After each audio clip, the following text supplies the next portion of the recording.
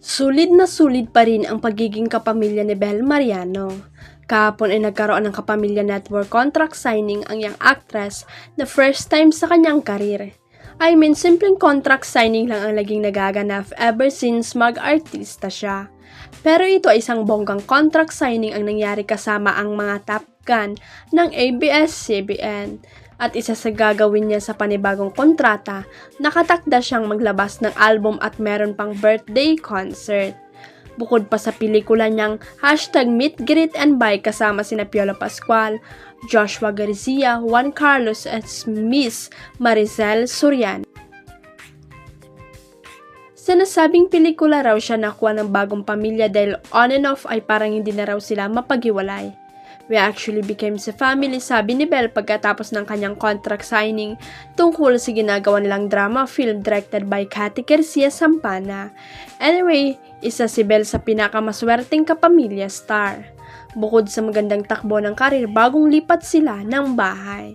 Ang ganda at very modern ng team ng bahay ng kapamilya actress base sa post niya sa social media.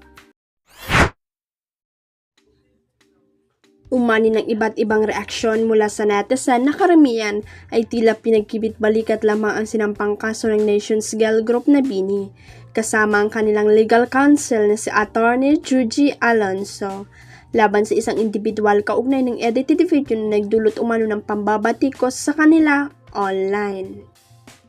Ayon kay Atty. Alonso, ang reklamo ay ang just vexation sa ilalim na Article 287, Section 4 ng RA 10175 o Cybercrime Prevention Act of 2012. Ito ay kaugnay sa food review video ng grupo kung saan sinubukan nila ang iba't ibang Filipino snacks.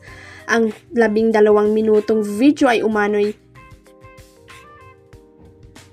25 minutes ang video at umano'y in-splice at pinaikli sa 2 minuto bago muling in-upload. Dahilan para mas kumalat ang batiko sa mga miyembro ng grupo. Kung mapatunayang guilty, maaaring makulong ang respondent ng 6 at hanggang 12 taon. Dagdag pa rito, humingi ang kampo ng BINI ng tig 1 milyon na danyos para sa bawat miyembro.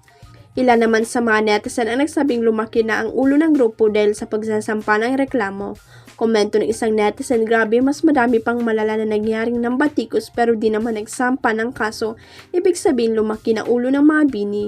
May ilan din nagsabing OA ang grupo at idiniin na kahit hindi raw na-edit ang video makikita pa rin ang pagiging maarte ng ilan sa mga miyembro. Isa pang netizen ang nagkomento, Diyos ko, kahit naman hindi in-splice yung video, maarte naman talaga sila. Kahit panoorin ng buo, totoo naman, sinabi ni Gwen na churun without sugar. Huwag kalimutang i-click ang subscribe button at i-ring ang notification bell para sa latest at legit chika updates.